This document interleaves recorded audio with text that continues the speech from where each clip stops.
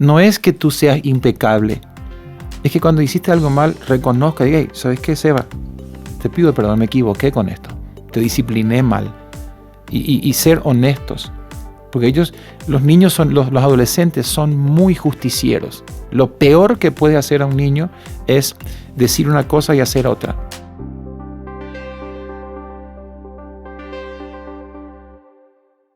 Bienvenidos al programa de Enfoque a la Familia, en donde ayudamos a las familias a mejorar a través de capacitación y educación en línea. Yo soy Esteban Porras, su coanfitrión, y es un privilegio poder darle la bienvenida a esta transmisión. Está con nosotros nuestro director de Enfoque a la Familia para Iberoamérica, mi papá Sixto Porras. ¿Todo bien? Muy bien, gracias a Dios, Esteban. Lo mejor es la calidad de invitados que tenemos acá. Y en la gradería está su mamá escuchando esta entrevista. Me emocionan cuando mi esposa viene a escuchar las entrevistas. Imagínense qué nivel de público tenemos hoy. ¿Ah? Sí, es un gran privilegio y hoy nos acompañan dos extraordinarios invitados. Uno de ellos es Donald Franz y ahora vamos a presentar a su hijo. Donald Franz dirige un ministerio que se llama Fortaleciendo Familias y es una organización que ofrece todo tipo de herramientas para equiparles a ustedes. Él es pastor, es autor, es consejero. Y hemos grabado anteriormente otros programas con él y es simplemente espectacular. Usted no se lo puede perder. Él es esposo y es padre de 4 y está con nosotros su hijo mayor, Sebas Franz. Sebas Franz es el hijo mayor de Donald. Sebastián, ¿verdad? Sebastián, Sebas, todo el mundo te conoce como Sebas. Él es igual que su papá, es pastor, líder juvenil y junto con su esposa Andrea lideran un movimiento que se llama Volviendo a la Esencia. Tienen un llamado de impulsar a las nuevas generaciones a vivir una vida dependiente y devota al Espíritu Santo en Oklahoma. Qué privilegio es tenerlos a ustedes dos. Gracias. Honrados, estamos felices de estar con ustedes también. Gracias y bienvenidos. Este ha sido un sueño hecho realidad. Quiero decirles algo públicamente. Son de las familias que yo admiro y respeto profundamente. Y uno de mis anhelos era traerles acá y acercarnos, porque el mensaje de ustedes no solo impacta nuestras vidas, sino edifica la vida de muchos. Ver a tus hijos servir a Dios. Ver a tu hijo Sebas casado ya a los 24 años, siendo papá también, ¿ah?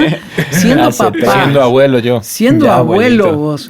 Escuchar a tu hija ministrar a sus 16 años como lo hace. Son las credenciales más importantes que un invitado puede tener en un programa de enfoque a la familia. Gracias. La verdad que un honor. Y vamos a hablar hoy un tema interesante sobre la sucesión. La Biblia dice en Proverbios 22:6, instruye al niño en el camino correcto y aún en su vejez no lo abandonará. Las actuales investigaciones dicen que los padres que han dejado la influencia en manos de otras personas no cosechan este mismo fruto. Mientras los padres continúan viviendo una fe real, si continúan viviendo una fe real y vibrante, es muy probable que sus hijos quieran seguir ese estilo de vida. La pregunta que surge, y para las personas que nos están escuchando, me gustaría que pudiéramos hablar un poquito de tu historia. Hablábamos antes de iniciar el programa que ustedes son la 5ª generación de cristianos. Háblanos de eso. ¿Cómo es que llega el evangelio a tu casa y cómo ha pasado de generación a generación? Eso es una bendición muy grande porque mi tatarabuelo rayó la cancha, le digo yo. Y un día levantó el dedo al cielo y dijo, yo y mi casa serviremos al Señor. Y eso, Sixto, ha hecho de que yo no conociera ninguno de mi familia. Nunca vi un ebrio, nunca vi un divorcio. Él cortó con esa maldición y dijo, y rayó la cancha y empezó un nuevo linaje. Es una bendición que quizás a muchos hoy les toca de primera generación. Y que tienen que hacer la decisión y quizás tus hijos de aquí a 4 o 5 generaciones pueden decir lo mismo, la siguiente estén predicando y hablando del Señor. Pero es una bendición que recibimos. ¿Qué hicimos? Y nada, alguien lo hizo por nosotros, ¿verdad? Y el peso hoy de decir, Señor, yo quiero que la bendición llegue, porque nuestros hijos no van a ser discipulados por ángeles. Somos nosotros los agentes a los cuales Dios le entregó la responsabilidad de discipularlos a nuestros hijos, de enseñar la palabra. Pero Seba siempre dice que a veces tercerizamos el discipulado. Y él es pastor de jóvenes y a veces me cuenta que vienen los padres, abren la puerta del auto, trasera del auto, le empujan a su hijo a la vereda y Tomás Seba acá, arreglarle a mi hijo como puedas. Hace algo con mi hijo. Pero en realidad yo puedo ayudarte un poquitito. Pero el discipulado tenés que hacerlo vos en tu casa. Y hemos tercerizado a los pastores, a los líderes, a la iglesia, la responsabilidad de discipularlos y eso no funciona. Somos nosotros. Déjame ir un poco más profundo. Conozco a tu papá, conozco a tu hermano, he visto a tus hijos, he visto a tus sobrinos y he aprendido a admirarles y amarles. Ustedes se llaman colonos porque colonizaron una tierra. Y cuando uno piensa en colonos, piensa en el siglo XVIII o para atrás. Háblanos un poquito de qué significó colonizar una tierra y cómo en medio de esa gran adversidad la fe pasó. ¿Qué cosas prácticas hicieron tus abuelos, tu tatarabuelo, tus padres y ustedes para que esta fe permanezca en el tiempo? Claro, voy a contar una anécdota. Tuve la bendición de conocer a mi bisabuelo.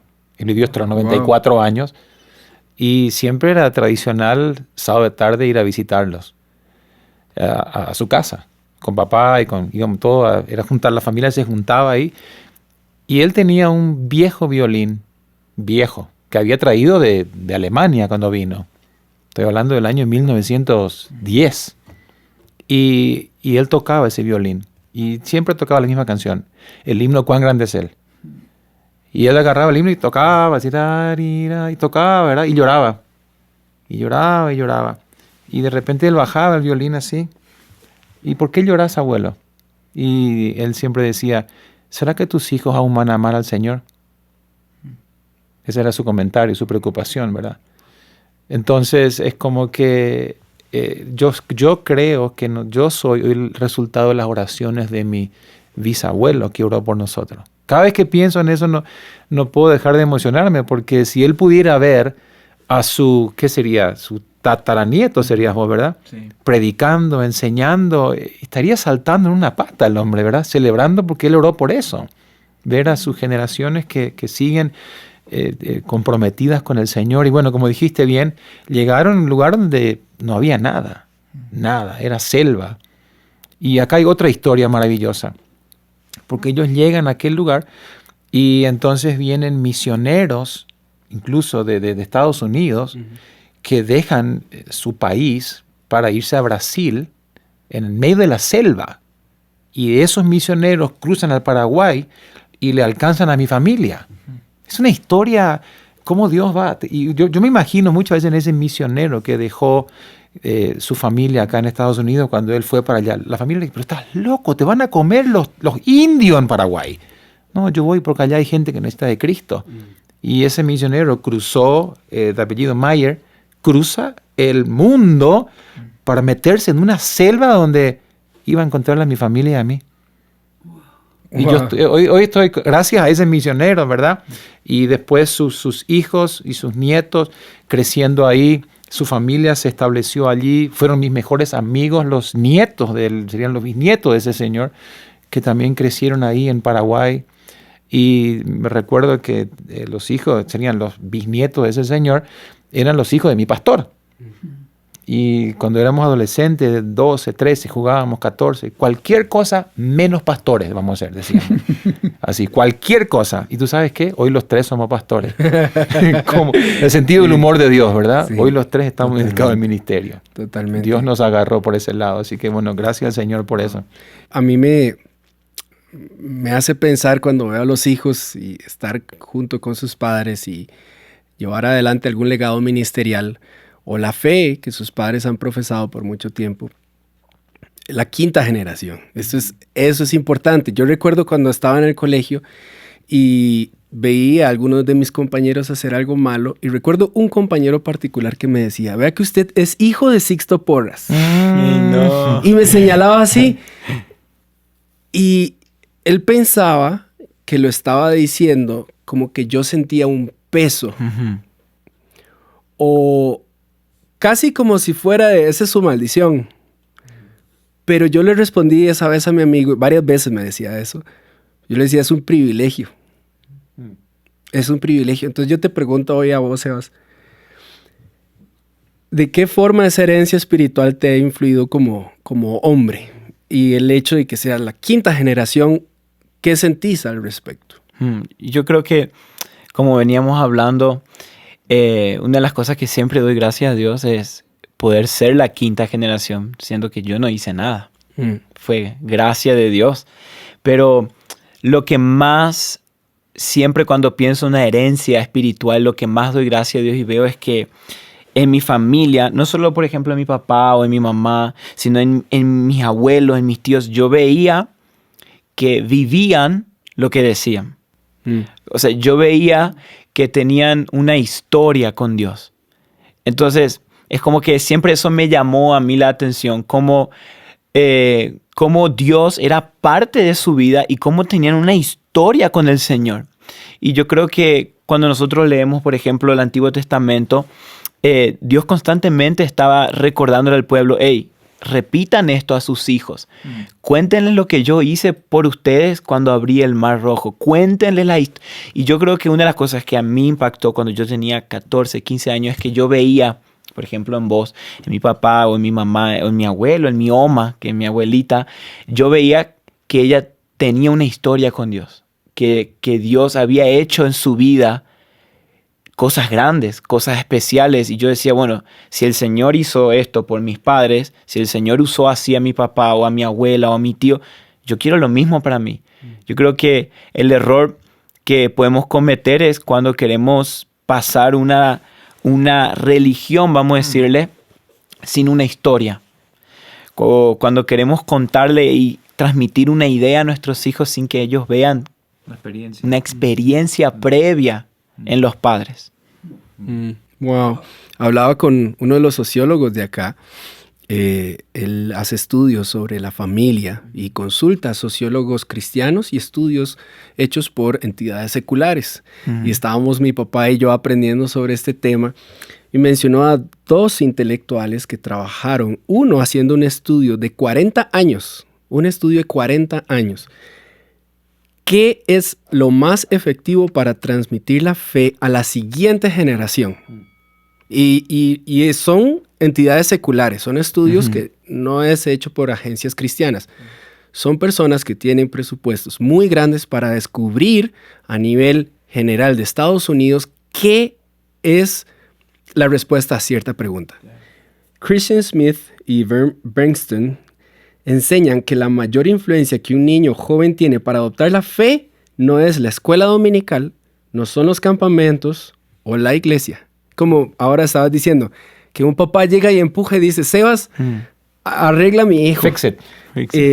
Y dice, son los padres. La primera, segunda y tercera razón principal de por qué un niño adopta la fe cuando llega a ser joven o adulto es por la influencia de los padres. Entonces me encanta el ejemplo que estás dando. De verdad, me llega mucho al corazón. Es que, por ejemplo, me acuerdo siempre que a nosotros nos gustaba que vos y mami nos cuenten su historia cuando se conocieron. Siempre nos gustaba, ay, ¿cómo fue que se conocieron? Y vos siempre decías que, ay, fue así en una iglesia y que vos le viste a mami, ay, mami se enamoró de vos, o decías, pero era al revés.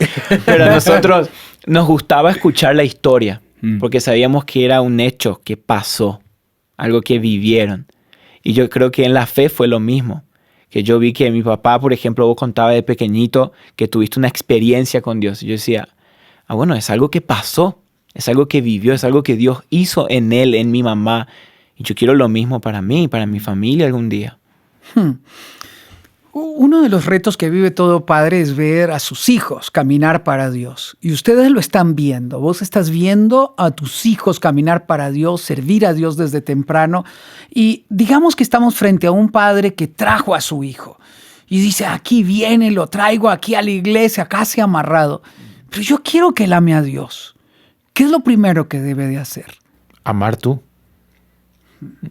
Yo creo que muchas veces, allá en nuestra iglesia en Paraguay tenemos un pastor que él es fanático de un club de fútbol, pero fanático, muy fanático. Y justamente sus hijos eran amigos de Seba también. Y este pastor tenía varios hijos varones, todos fanáticos igual a él. Yo creo que la bandera de este club es blanca y negra, ¿verdad? Para los que son de Paraguay saben. Y yo creo que si le cortas las venas, él tiene sangre blanca y negra, porque es increíble. Yo sabía cuando ese equipo jugaba el domingo, porque llegaba al culto y me decía, hola pastor, sin voz, de tanto gritar. Y yo le dije, ¿cómo hiciste para que tus hijos sean tan fanáticos? Porque los hijos de él eran presidentes del club de la Barra Brava y de todos estuvieron metidos. Y gracias a Dios son siervos de Dios. Pero, ¿cómo hiciste? Y mira, pastor, yo estuve en todos los partos de mis hijos. Y cuando nacía el hijo, apenas nacía el hijo, sacaba la cabeza por el canal de parto y antes que saliera el cuerpo, dice, ya le metía la casaca de mi club de fútbol, ¿verdad? O sea que salía y ya nació, decía el club, nació un olimpista más, decía. Increíble. Yo digo, claro, la pasión del padre se transmite. Se transmitió. Yo no puedo pedir que mis hijos se apasionen por aquello que yo no estoy comprometido. Ellos van a ver. Papá, ¿qué te...? Una vez leí un libro que me marcó muchísimo de este famoso predicador de Bahamas, Miles Monroe. Y él justamente decía que si tus hijos escogieran hoy servir a Dios, ¿a qué Dios servirían? Y me puse, ¿cómo que a Dios servirían? Porque la pregunta es, ¿servirían al Dios, a Jehová de los ejércitos? ¿O servirían al Dios dinero? ¿Al Dios desafíos personales, fama, fortuna, dinero? ¿A qué Dios servirían? Entonces muchas veces nosotros queremos que nuestros hijos se apasionen por Dios, pero mi pasión está en otro lado. Entonces no es lo que yo te digo, es lo que tú ves a diario en mi vida. Y ojo, Sixto, estoy pensando acá, la gente dice, uy, ¿qué clase de hombre será ese? No, Sixto, somos gente igual, común y corriente, con desaciertos, con problemas. Y muchas veces tuve que sentarme y pedirle perdón a mi hijo. Porque no es que tú seas impecable. Es que cuando hiciste algo mal, reconozca y diga, hey, ¿sabes qué, Seba? Te pido perdón, me equivoqué con esto. Te discipliné mal. Y ser honestos. Porque los niños, los adolescentes son muy justicieros. Lo peor que puede hacer a un niño es decir una cosa y hacer otra. Porque ¿qué va a decir el niño? Va a decir, ¿sabes qué, papá? Tu Dios está muerto. Yo voy a buscar mi propio Dios. Porque tu Dios no sirve. Porque decir una cosa y haces otra. Y eso creo que es lo que es fundamental. Yo voy a amar a Dios por sobre todas las cosas y creo que de esa manera Él va a ver a mí, como decían los patriarcas, yo voy a servir al Dios de mi padre. Y pregúntate hoy, ¿quién es tu Dios? Mi Dios no es aquel al cual yo voy los domingos a levantar las manos en el culto. Mi Dios se convierte en aquello en lo cual mi vida gira en torno los 7 días de la semana. Y eso puede ser tu fama, tu nombre, tu dinero, tu empresa. Sebas, ahora hablabas de que diriges jóvenes y escuchándolos a ellos probablemente habrás aprendido mucho acerca de qué piensan otros padres sobre qué es pasar la fe a la siguiente generación. Y no sé si has encontrado el fanatismo, la religiosidad o la imposición. ¿Qué cosas pueden estorbar el camino para que un hijo adopte esta fe que tú has recibido? Yo creo que una de las primeras causas es que esta generación está tratando de poner una forma y no una persona en el corazón de los jóvenes. Los padres podemos caer en el error de que yo quiero poner en mi hijo una estructura, una religión, una forma y no a una persona, como vos decías. El papá está más preocupado que su hijo vaya al culto de jóvenes de que su hijo ame a Dios. El papá está más preocupado de que su hijo deje de mentir en la escuela, de que tenga una relación con Jesús. Y la realidad es que tu vida va a cambiar cuando tú te encuentras con Cristo, con Jesús. Yo eso le digo todo el tiempo, tratamos de motivarle a los jóvenes y a los padres, decirle, mira, no sirve querer ponerle una forma en su corazón si primero no le ponemos una persona, que es Jesús. Asegurémonos que Jesús sea el dueño de su corazón y ellos después naturalmente van a seguir la forma. Pero ves que esto, como vos decías, es peligroso porque ¿qué persona vamos a poner si no está en nosotros primero esa relación con Jesús? Y yo creo que una de las causas que más vemos en nuestros jóvenes, ¿verdad? Incluso en las redes sociales, con mi esposa, con Andrea, siempre estamos aconsejando por redes. Y una de las cosas que más veo es que tratan de poner una forma, y una de las que más también nos llama la atención es la imagen de Dios que los padres pasan a su hijo. Eso creo que es una de las causas más dañinas que los jóvenes están viviendo hoy, por la cual no están queriendo seguir a Dios. Porque los padres pasaron una imagen de Dios que no es cierto. Una imagen de un Dios justiciero que está esperándote a tu primer error. Dios te va a castigar. Vas a ver lo que te va a pasar. Entonces el hijo llega a un momento que dice, pues yo no quiero un Dios así. Yo no quiero un Dios que apenas me equivoque y me esté buscando. Entonces el hijo, en vez de crecer con una seguridad de Dios me ama, me perdona y me da su gracia, crece con un sentido en el corazón. Ay, Dios está esperando a castigarme y mi papá también en la casa. Entonces la imagen que tienen de Dios es errónea. Por lo tanto, si no cambia la imagen de Dios, nunca va a poder establecer una relación con Dios. Primero tenemos que cambiar la imagen de qué Dios estamos pasando a nuestros hijos. Como decíamos, un Dios, a veces siento que uno de los Dios, la imagen de Dios que más pasamos, un Dios enojado, malhumorado, ¿verdad? Que está ahí esperando a tu primer error para castigarte. Y eso creo que impide al joven. Porque llega un momento que dice, no, yo no quiero tener nada que ver con ese Dios. Porque a veces, y no lo digo que lo hacemos con malas intenciones, lo hacemos con buenas intenciones porque queremos que nuestros hijos amen a Dios, ¿verdad? Pero, por ejemplo, una de las cosas, las costumbres que más se trata de pasar en la familia cristiana es orar por la comida, ¿verdad? Antes de comer, vamos a orar, vamos a bendecir la mesa. Eso puede ser un gran tropiezo en los hijos si no lo hacemos de la manera correcta. Por ejemplo, uno se puede sentar en la mesa y el hijo agarra y come y uno puede decir, no, eso no se hace, ¿ves? Ahora Dios está enojado contigo. ¿Cómo vas a comer y no vas a dar gracias primero? Entonces el hijo dice, pero yo no puedo seguirle a un Dios así, es imposible agradarle a este Dios, todo el día está enojado. ¿Me entendés? Entonces, creo que es muy importante eso, ver que no queremos poner una forma, sino una persona, y después qué imagen de Dios queremos poner en el corazón de ellos. Vamos a suponer que un padre llora en este momento porque es consciente de que no lo ha hecho bien y su hijo se convirtió en un pródigo. Una mañana dijo, papá, yo no quiero ir más a la iglesia, yo no quiero seguir al Dios que tú sigues. Y yéndose lejos, hace todo lo contrario a lo que le enseñó. Ahora estos padres lloran, están distantes y aún su religiosidad los ha alejado más porque yo no quiero acercarme para que no crea que yo le estoy aplaudiendo. ¿Cómo un padre puede amar a un pródigo? Yo creo que primero la actitud del padre. El padre nunca dejó de amar al hijo. El padre siempre estuvo esperándolo. Estaba con expectativa de que hoy va a ser el día que volviera, porque si lees la parábola en Lucas 15, el papá estaba con los brazos abiertos. Cuando viene el hijo, no lo regaña, no le dice, cochino, ahora vienes, después de malgastar todo mi dinero. Él hace una fiesta en honor del hijo. Pero yo creo que muchas veces nosotros, como Seba dice, cuando tenemos la oportunidad, en lugar de abrazar, usamos la misma Biblia y la verdad para destruir el corazón. Porque yo te puedo destruir con la verdad. Y la verdad de Dios no está para lastimarte, está para sanarte.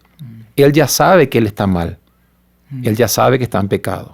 Él ya sabe que está yendo por mal camino, porque dijiste pródigo, quiere decir que él conocía, él se alejó, tiene culpa, se siente mal, se siente avergonzado.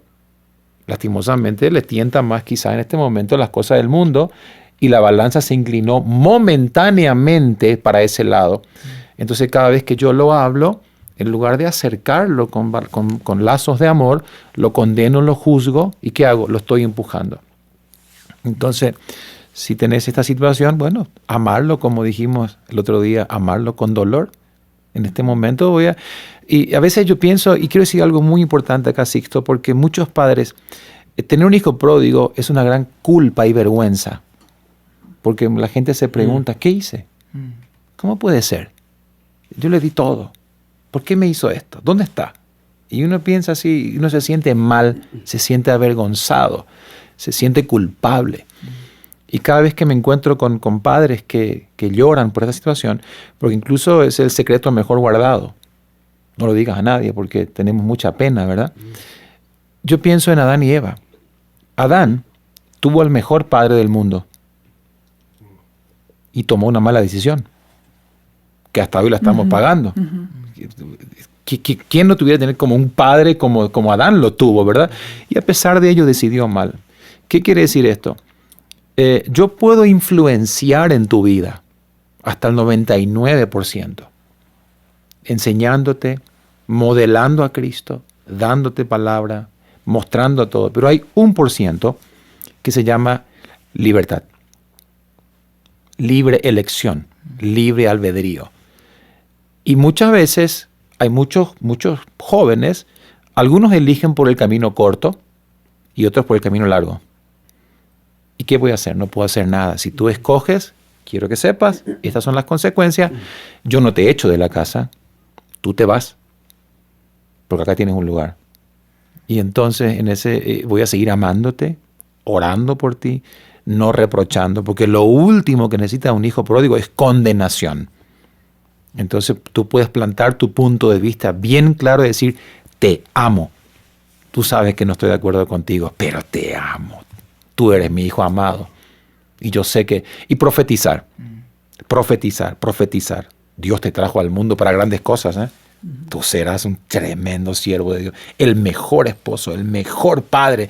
Yo sé que Dios te va a usar poderosamente. Esas palabras en algún momento van a hacer que él tiene que saber de que aquí hay una puerta abierta. Porque a veces ellos se van y cerramos la puerta. Y no pueden regresar. Y regresen y la puerta está cerrada, ¿no? La puerta está siempre abierta. Aquí cuando tú quieras, ven.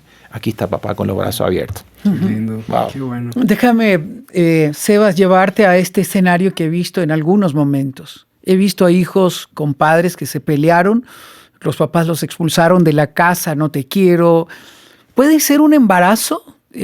Siendo solteros, el papá sintió traición, los expulsó de la casa. Y he visto a estos hijos llorar, diciendo, ¿cómo puedo volver a acercarme a mis padres? ¿Qué le recomendarías a un chico que posiblemente nos escucha ahora y diga, yo fui un pródigo? ¿Cómo vuelvo? Yo creo que es importante que si alguien que nos está escuchando capaz califica para esto, que se siente pródigo, es importante recordarnos que, como vos decías, que las puertas siempre están abiertas, pero que nuestros padres también cometen errores. O sea que también a veces pensamos que los padres tienen que ser perfectos siempre, pero como papás también nos equivocamos. Y como hijo también tengo que asumir y entender que va a haber veces que todos se equivocan, que todos erran. Y entender que todo gran cambio en nuestra vida empieza con un pequeño paso. A veces pensamos que la restauración y la sanidad va a suceder así. Y no, todo gran cambio empieza con una simple decisión de dar una llamada, un paso. Entender que es progresivo. Esto es contracultura de lo que estamos viviendo ahora, porque la cultura ahora es instantáneo. Ahora la cultura es adelgazar 10 kilos en un día, a lograr tanto en una semana, pero entender que el proceso de sanidad del corazón lleva tiempo y que si nosotros no nos rendimos, y como hijos, ¿verdad? Y decidimos poco a poco acercarnos de nuevo, dar gracia y recibir gracia, vamos a encontrar esa sanidad, pero no rendirnos en el proceso. Porque yo me doy cuenta que a veces muchos en ese proceso de volver a casa es cuando nos podemos rendir. El hijo pródigo, me imagino en la historia de la Biblia, cuando volvió a su casa habrá caminado un montón. Muchísimo, un país lejano se fue. Fue un país lejano. Entonces, quiere decir que tuvo mucho tiempo para pensar en el camino. Pero lo que le llevó hasta la casa del padre fue paso tras paso. Pero en algún momento tuvo que dar su primer paso.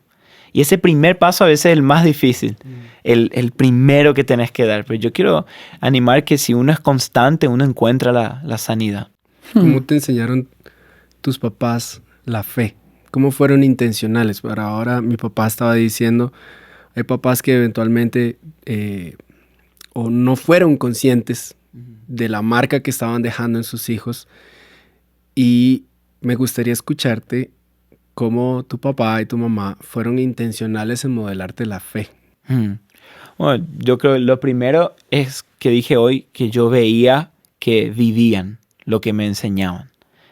Yo creo que eso es clave. Yo veía que y no solo eso, vos siempre predicaste, ¿verdad? En las iglesias y frente a las personas. Y yo podía ver que lo que vos decías o lo que mi papá decía en la casa se veía. Y eso a veces no medimos el impacto que eso logra.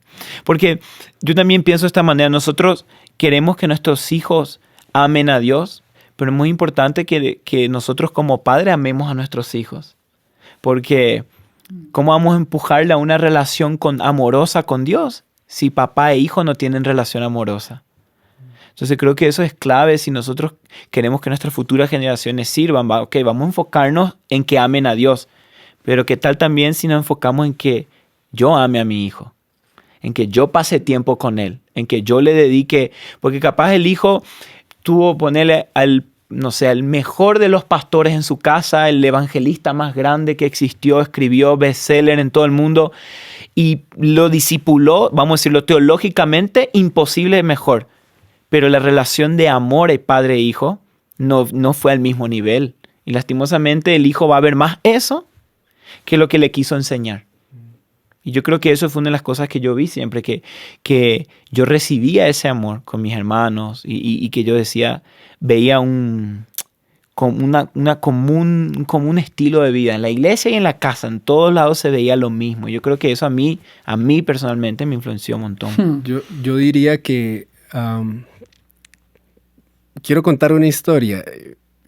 Yo antes iba a vender libros de mi papá o libros de enfoque a la familia, a los eventos de mi papá. Y recuerdo muchísimas veces que alguien se me acercaba y me decía, ay, qué lindo debe ser su papá en casa. De verdad debe ser tan bonito. Y él es así. Y yo les digo, mejor. Wow. Entonces, si hay un desafío que yo hoy le puedo dar a todos los padres, yo que soy papá ahora, es que usted sea en casa 1000 veces mejor que lo que es en la vida pública. Claro. Porque nosotros tenemos una tendencia a hacerlo al revés. Afuera queremos mostrar lo mejor. Pero cuando alguien escuchaba a mi papá dar una conferencia y alguien me preguntaba, ¿y es así? Y yo digo, lo que ustedes no conocen la mejor parte de mi papá. Entonces, esto que compartes es tan significativo porque tenemos la particularidad de que nuestros papás tienen una vida muy pública. Y tal vez algunos que nos oyen, tal vez sí, tal vez no. Pero donde sea que esté, uno como papá, que en casa digan es mejor. Es mejor. Es mejor, de lo que te pierdes. De lo que te pierdes. Yo creo que los hijos no se rebelan contra la autoridad de los padres. Se rebelan contra la falta de relación con los padres. Wow. Así es. Eso es lo que los hiere. Entonces, como no me das lo que necesito, pues te lo voy a dejar saber. Y te voy a hincar donde más te duele. Entonces, muchas veces nos hacen la guerra fría porque te voy a mostrar, en realidad lo que quiero es manifestarte mi dolor, pero voy a hacer rechazando lo que tú amas. No sé si me estoy explicando. Así es. ¿Tú amas a Dios? Claro. Ok, soy ateo. Tú eres de tal club, yo soy del contrario. Porque es contra ti que tengo el problema. Entonces te voy a hacer la contra y te hago la guerra fría, ¿verdad? No puedo, qué sé yo, agredirte físicamente, pero te puedo hacer doler el corazón. Entonces, muchas veces pasa eso también. Y si usted está lejos de casa, vuelva a donde pertenece, pida perdón. Ninguno de nosotros ha sido perfecto. Pero cuando nosotros tenemos la humildad de volver a casa, de pedir perdón, de abrazar, de decir lo siento, de dar un obsequio si nos cuesta hablarlo, algo comienza a ocurrir. En una ocasión una joven me dijo, yo quedé embarazada en mi adolescencia, mi papá me corrió de la casa. Han pasado casi 5 años y me pregunto si él quisiera conocer a su nieta. Comienza con una llamada, como dijo Sebas. Llama y di si a tu papá le gustaría este fin de semana conocerlo. Dijo, cuando ella me escribió, dijo, yo llamé, contestó mi mamá, dijo que mi papá dijo que sí. Y ella me dijo, aquel fin de semana cuando llegué a casa, él no paraba de llorar, de abrazar a la nieta, que por orgullo, que por vanidad, Nos distanciamos por casi 5 años. Pida perdón si es un padre que ha ofendido y que ha lastimado. La verdad es que no nacimos para vivir distantes, nacimos para estar cerca de los que más amamos. Déjame dar un giro a esta conversación. Ustedes dos sirven a Dios y cuando yo te conocí me contaste tu historia, tu papá empresario, tu hermano empresario y por lo tanto tenías que trabajar en la empresa. Era lógico, era natural, pero un día dijiste, papá, yo no soy de este mundo, yo quiero servir a Dios. Vamos a estar en el escenario donde hijos sienten un llamado para servir a Dios. Comencemos por esa historia. Igual Sebas hoy está sirviendo al Señor. Y yo recuerdo, yo estudié leyes y cada vez que yo le decía a mi papá, Dios me está llamando al ministerio, él me decía, vas a ser un gran abogado, mi amor. Vas a servir a Dios. Y era válido, era su anhelo, el anhelo de su corazón. Y yo comencé a orar hasta que un día él se acercó a mí y me dijo, ¿qué pasa, hijo? Había pasado un año.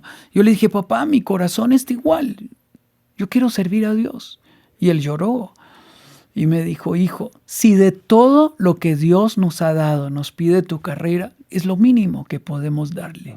Arrodíllese. Y puesto de rodillas, él puso su mano sobre mi cabeza, me consagró al ministerio y me entregó a Dios para que le sirviera. Wow. Pero fue un proceso en la vida de ellos. ¿Cómo fue tu experiencia? Y luego tu experiencia. ¿Cómo un padre puede apoyar a su hijo que dice, yo quiero servir a Dios y el papá imaginó que iba a ser un gran doctor? Claro, así es. Ese fue mi caso. Justamente yo un día tuve que manifestárselo, ¿verdad? Y yo dije, me recuerdo que íbamos en el auto andando y le dije, tengo que contarte algo. Y sí, decime, contame, me dice. Y yo pensé que cuando le contaba, abría la puerta y me empujaba para afuera, ¿verdad? Y le dije, quiero ser pastor. Y él miró para adelante así, unos segundos, siguió manejando y dije, acá se viene algo, dije yo. Y me miró y me dijo, ¿sabes qué? Lo que más quiero es que estés conmigo, pero lo que tú elijas, yo te apoyo. Y para mí fue una confirmación de parte de Dios, ¿verdad?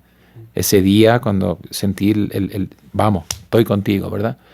Recuerdo cuando mi hijo me dijo, creo que tenía 15 años por ahí, más o menos, que papá, yo quiero ser pastor. Yo creo que fue uno de los momentos más felices de mi vida, porque es lo que había orado siempre, y yo quería que abracen el llamado, no necesariamente pastor, porque tengo otro que está en el mundo de los negocios, ¿verdad? Pero en su lugar, pero él dijo a los 15, ya dijo, yo quiero dedicarme a esto. Y específicamente en el ministerio pastoral, sentí una alegría, Sixto, que no te puedo explicar. Es algo que hoy nosotros pastoreamos juntos, la misma iglesia, en Oklahoma, y predica él un domingo y predico yo otro.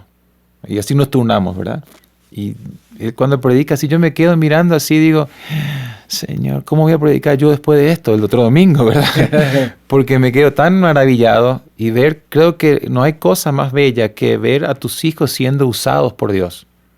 Y que está el sello de la aprobación ahí de Dios sobre su vida, el favor de Dios, la gracia. Para mí, nada se compara con eso. Poder ver me imagino cuando el hijo de Seba, Jeremías, empieza a predicar. ¿Y qué voy a sentir ahí si ahora estoy tan feliz, verdad? Y ver a mis hijos servir a Dios, eso es lo más grande que hay, Sixto. Porque todo se va a quedar. O sea, dentro de 1 millón de años, a nadie le va a importar qué marca era tu auto y en qué barrio vivías. Pero dentro de 1 millón de años, alguien se puede acercar al cielo a ti y te puede decir, hey, Sixto, yo fui salvo en aquel programa que hiciste. ¿Cuánto te agradezco? Uy. Entonces, ¿cuánto de lo que hacemos hoy vamos a cosechar dentro de 100 millones de años? Si todo lo que hago aquí ahora es para disfrutar los 100 años y estás malgastando tu vida, estás perdiendo tu vida. Entonces, sembrar a mis hijos para el reino. Y Señor, acá están, son tuyos, te los entrego, usalo, haz lo que quiera. Y eso es lo más grande. Es lo más precioso. Que no me imagino con otra cosa que pudiera haber. Todo lo demás se queda. Un abrir y cerrar de ojos.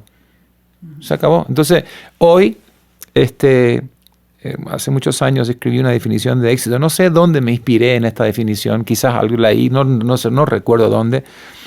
Pero hoy, para mí, el éxito es ganar el aplauso obviamente, del Señor, en primer lugar. Y después de las 5 personas que más amo en este mundo. El aplauso, la admiración, el respeto de las 5 personas, que son mi esposa y mis 4 hijos. El resto no importa.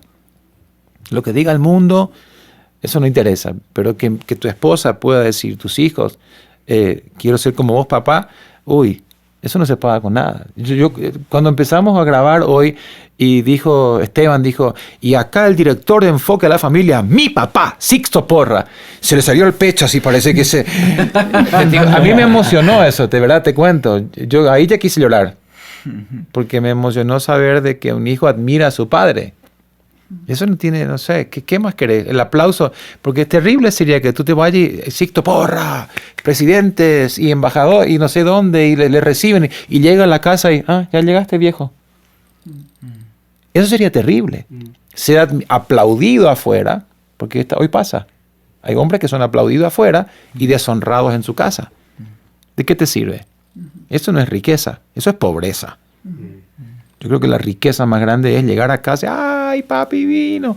¿Verdad? Eso no se compara con nada. Entonces, para mí eso es el premio más grande que Dios me puede dar. Pero podría haber otro escenario, Sebas. Un hijo que se siente llamado, está buscando de Dios, entiende que su corazón no está ni en los negocios, ni en la carrera profesional. Va a la iglesia, se apasiona, se ve orando por los enfermos, se ve viajando por el mundo. ¿Cómo se lo digo a mis padres que no son cristianos? ¿Cómo convenzo a mis padres que tienen otra expectativa conmigo? ¿Cuál debe de ser ese proceso que este hijo debería recorrer? Wow. Y me gusta porque justo estamos pasando una situación muy parecida con uno de nuestros chicos en Oklahoma, que le está pasando eso, que tiene un quebranto por ser pastor, por predicar y por ir a las naciones y por ayudar, pero sus padres no son cristianos. Y yo creo que si hay un joven que capaz está mirando eso y está sintiendo que Dios le está llamando al ministerio, pero tus padres no te apoyan y no te quieren, yo creo que número uno es como vos dijiste, hablar con ellos.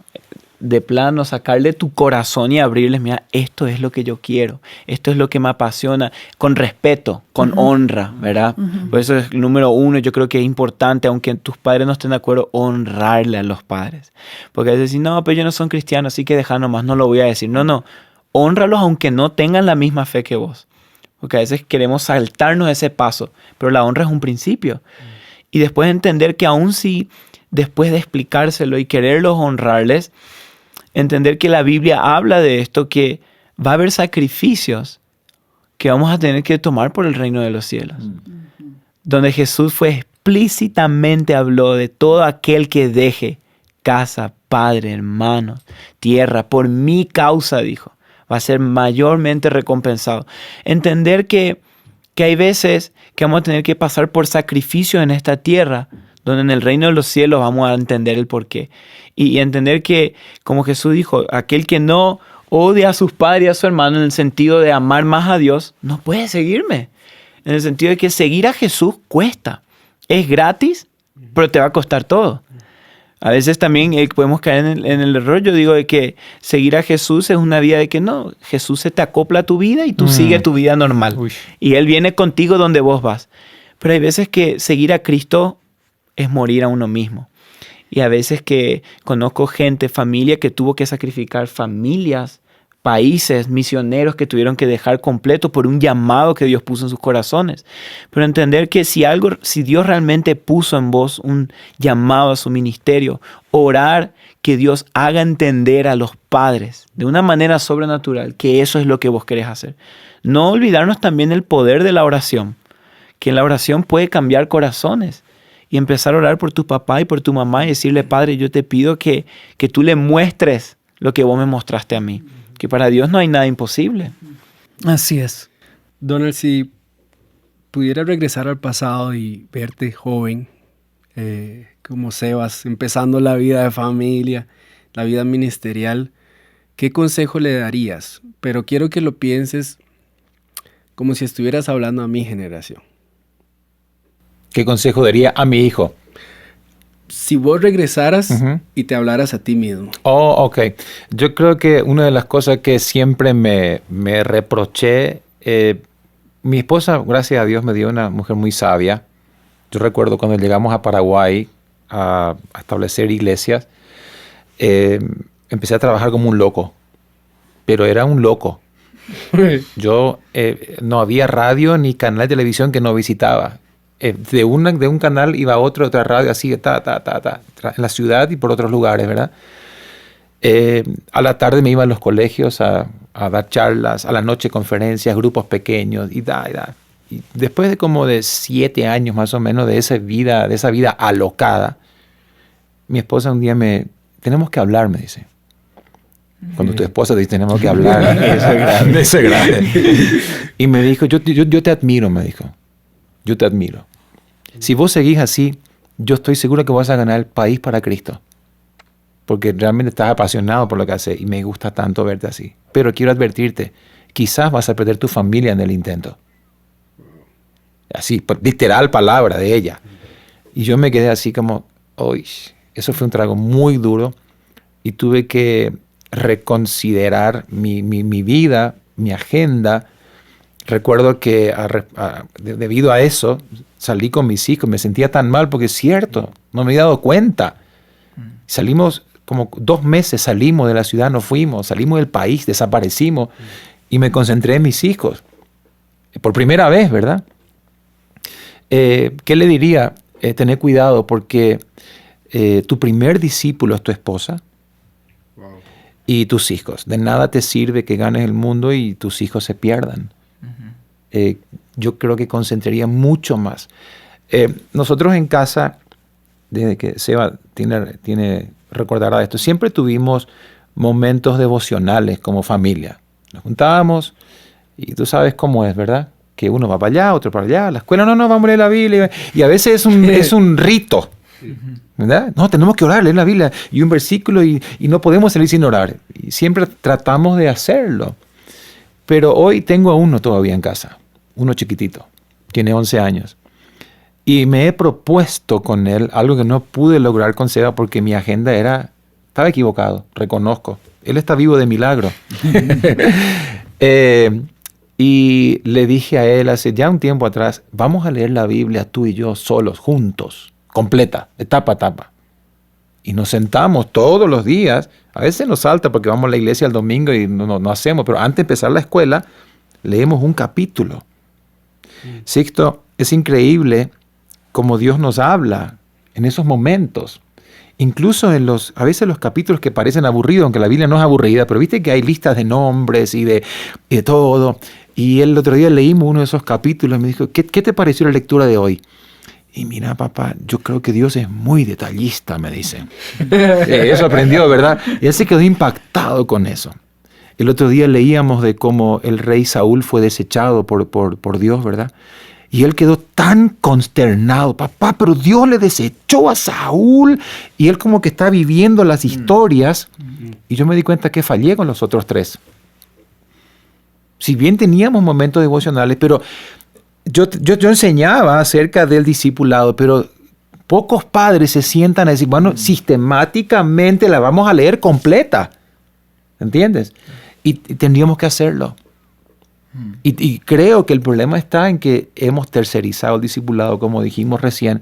Y yo le diría, me hablaría a mí mismo al espejo, no te olvides que tu primer ministerio es tu esposa. Y tus hijos, cuídala, atesórala, sírvela. Y segunda cosa, creo que le diría a ese personaje, ora más y haz menos. Porque de repente nos metimos a correr, y me pasó a mí, y yo tengo que reconocer que después de 8 años de haber trabajado, habíamos logrado cierto ministerio y como que el Señor me sacó 2 meses de la iglesia y Dios habló conmigo, muy claro. Y me volvió a enfocar, vuelve a mí, vuelve a la relación conmigo. Y creo que muchos de los pastores hacemos ese error, adulteramos con el ministerio y olvidamos y como que tuve un encuentro con el Señor ese día y ahí mi vida cambió mi familia, cambió la iglesia, cambió todo ese día, gracias al encuentro que tuve con el Señor. Entonces diría, pará un poquito, pastor. Hablo de los pastores, ¿verdad? Tranquilízate un poco. Tú no vas a ganar el mundo. Dios nunca te pidió que ganes el mundo. Entonces hoy entiendo que mi meta primaria es asegurarme de que mi esposa mis 4 hijos vayan al cielo. Si de paso puedo llevar a más gente, gloria a Dios por eso. Pero mi prioridad son ellos. El resto puede esperar. Wow. Cuando uno tiene una relación personal con Dios, tal y como Donald lo ha expresado, el milagro ocurre en la casa. Comience por ahí. Encuéntrase cara a cara con Él. Dígale, Señor, aquí estoy, aquí está mi vida, te la entrego. Y ayúdame a volver a casa con un carácter renovado, donde pueda haber control de mis emociones, que brote de mí una palabra que edifique, un abrazo que exprese afecto, una palabra de perdón si me he equivocado y la valentía de volverme a acercar si he estado lejos. Mil gracias por estar con nosotros. Gracias por ser una inspiración, por enseñarnos que se puede llegar a la 6ª generación ya con el que ha nacido, ¿no? Sí, y que podemos seguir contando una historia. Y se lo dejo a usted como un sueño en su corazón. Sea el Abraham de su familia, el primero de una larga historia. ¿Se imagina un día a su tataranieto en una entrevista como esta diciendo: mi tatarabuelo lo empezó esta historia y yo estoy aquí porque él creyó, porque ella creyó, porque él oró por mí, porque ella oró por mí. Por eso yo estoy acá. Téngalo como un sueño en su corazón y no renuncie a ese sueño, porque si nosotros perseveramos en Dios, Dios sale en pacto con nuestra generación. Pido a Dios que bendiga su vida grandemente. Y a ustedes, mil gracias por habernos acompañado este día. Gracias. Gracias a todos los que han estado con nosotros. Ya saben que pueden visitar nuestro canal de YouTube Enfoque a la Familia. De verdad ha sido un privilegio poder ayudarle a su familia a mejorar.